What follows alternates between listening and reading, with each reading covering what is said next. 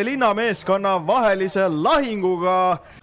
Kahtlevas meeleolus, et kas ta üldse enam jalgpalli mängib, aga meie kõik siin ikkagi loodame ja sõidame ja enam-vähem siis 2 tunni pärast vaatame, kuhu me omadega välja jõuame, aga Prima Jarju mõistagi Paide kunstmuru väljakul suudab Paide paremaid tulemusi saada kui linnastaadionil, aga Užõri ja nüüd Jarju terava nurga alt särab tõrjega.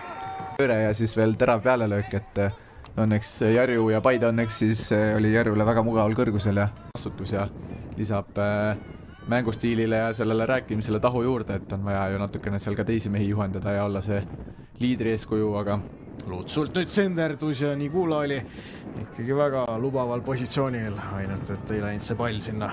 Tegelikult seal karistusala taga on ka mitu mees, Sonja keerutab! Oi! Ja oli ikka vasakujalgset meest vaja 22. minutil. Läheb Paide Mudu Sonja väravast juhtima. Lööki taasta vaatame veel ja seda võib vaatama jääda. No ikka peaaegu täpselt 9. Siin veel Aland sirutas end välja, aga ei ulatunud ja Paidele ma arvan, et natukene ikkagi tõmbab mingisugused pinged maha. Siin vahepeal Tammeka oli ohtlik, nullimäng ära, et ei ole ta suutnud üheski matšis nulli hoida. Vaatame, siit nüüd tuleb veel üks löök, aga selle püüdmisega raskusi ei teki. Ja juba Maarin lehvitab seal vasakule äärel, aga läheb sööt Koskorile ja Koskor jõuab karistusalasse, ka Koskor lööb, aga Jarju jõuab viimasel hetkel ette. Rünnak jätkub, Koskor lööb peale, aga see on Jarju jagu. No jah, ikka suurepärane sööt. Väikene joogipaus, küll mitte ametlik, näeme veel kordusest ka. No väga õigel hetkel jõudis Jarju ette ja no see Koskori löök, see oli profilaktika mõttes, et väga põnev, et tuleb meeskonda välismaalane ja kohe kapteni pael õlavarre ümber, aga Nigula karistus alas ja Aladilt jalatõrje. Jälle just kui peegelpildis. Väga sarnane muster. Aga väga julgesti käiakse peal, aga praegu siin nüüd minnakse ajalugu tegema. Oi, kuidas see sisse läks? Mis seal nüüd juhtus Alandil? Richard Alam, mis toimub? Seal tundub, et on mingisugune kramp või midagi, mis poole pealt tekkis, aga see on nüüd täiesti näeme kordusest. Hea tõusu tegi siin mitme mängija vahelt, väga messilik triblamine ja nägi, et Aland on nagu joonelt väljas, tegelikult löök oli okei. Alandil oleks pidanud rahulik saak olema ja ei saagi aru.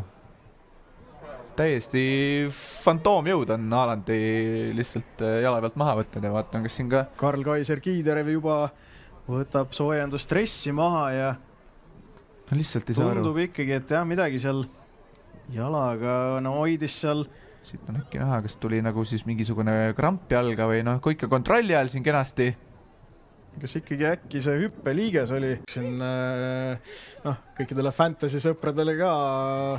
Sonja on täna väga palju punkte toonud, äkki Nigula ka midagi siin nüüd. Või ikka Nigula ja saab Romet Nigula värava kirja, Paide 3-0 ees ja sudis ja juba oli see pall väravas. No näeme veel, Cabral saab söödupunkti ka. Ei saa ikkagi. Seal võib-olla saab isegi rääkida sellest, et Piht söötis Nigulale, aga no tõesti väga selline veider värav, aga samas tuleb kiita ikkagi Nigulat, et seal oli see õnnelik põrge ja et ikkagi lõpuni läks sinna olukorda ja no hetkel tahaks ikkagi öelda, et Paide punkti loota. Eks siin peab üsna kiiresti selle esimese värava ära lööma, aga äkki siit midagi tekib. Jarju näpud sai vahele sellele tsenderdusele ja napilt oleks pallist ilma jäänud ja oleks saanud Paide uuesti kiiresti tulla, aga teeb siin nüüd head liigustused Veelmaga seal paremal äärel ja Aidara uuesti tuleb ka löök. Ja Jarju püüab selle kinni, hoiab siis Coop staadionil 430 pealtvaatajat, aga vaatame meie selle olukorra ära. Ott City langi seal. Pall jääb Tammekale, Lispa lööb ja ei jäänud palju puudu, et oleks virutus raami läinud. Ja kas siis ka Mattis Karis? Hästi, nüüd võtab sealt Tammeka. Müür lööb, Jarju tõrjub veel võimalus ja äkki siit veel Pereira tantsib selle palliga, kukub ja Reinu Mägi näitab, mängime edasi. Siiski jah. Marin tõste värava ette, väga ohtlik põrge. Ei, lõpuks jah, see seal... Väga vihmane, aga nüüd Paide tulemas rünnakule, Jobarteh spurdib karistusalasse, Piht ei saa pallile jalga vastu ja no oleks seal Jobarteh sinna reklaamtahvli juurde. Samal ajal rünnak jätkub ja oi, kuidas kombineeritakse, oi kui kena! Ja Ramon Smirnov lööb 80. minutil. Sinist läbi ja lõpuks selline külmanärviline lahendus ka, et võib-olla selline, mis Koskorile esimene poolega olemata, et no ikka meisterlikult sepistatud värav siis Paide leedi poolt. Ja Soonjale värava sööt, no kahju vaadata selles plaanis, et ise sai ta Fantasy's oma meeskonnast maha müüdud, aga kiirelt ka nurgalöögi lahti. Et kodupublikule ka mingisugust rõõmu tekitada, läheb see tsenderdus värava ette, ei, Arju jääb ette, aga ei! Ikka kuidagi surutakse see pall sisse.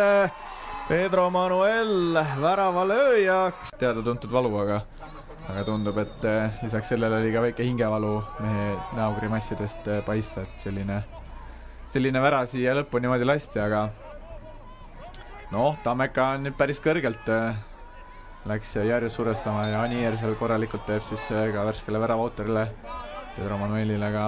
Mis seal Külastenini tahvlil varsti olema saab, aga siit tuleb veel üks löök ja napilt. No on siuksed napilt lööke olnud ju Tammekal päris mitmed. No. Nigula täna 4-1 võit Tammeka üle. Vast ei tee Tammekale liiga, kui ikkagi öelda, et Paidele täiesti teenitud võit. Ja ei kindlasti teenitud võit, lõime 4, nemad lõid 1. Aga ei saa öelda, et oli kerge, sest teisele poolele nagu oli näha, ise lasime natuke jala gaasi pealt maha ja sealt hakkas juhtuma, aga õnneks suutsime kaitses lõpuni hoida ja jah. Karl täna 1-4 kaotus Paidele, võrdlemisi keeruline mäng Tammeka poolt. Samas oli ka sellised lootust andvaid positiivseid hetki. Jah, muidugi. Lõpuks 1-4, aga ei tuleb Paidele au anda, et tegelikult on ju ikkagi Eesti meistes hea tiim ja et nende vastu on alati keeruline, aga ma arvan, meil olid omad võimalused. Nad kasutasid enda omad paremini ära. Teine värav, me teame, ma pole sellist asja varem näinud, et palli lennu ajal väravat vigastada saab, et eks aga ei, et jalgpallis natukene on õnne ka vaja, aga Paidele